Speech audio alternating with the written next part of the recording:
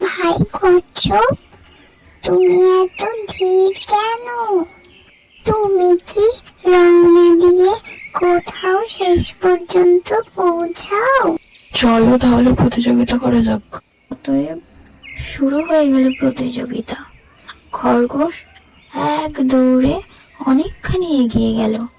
পিছনে ফিরে তাকিয়ে দেখতে পেল কচ্ছপ বলতে গেলে সেখানেই পড়ে আছে। সেদিন রোদের তেজ ছিল বেশি।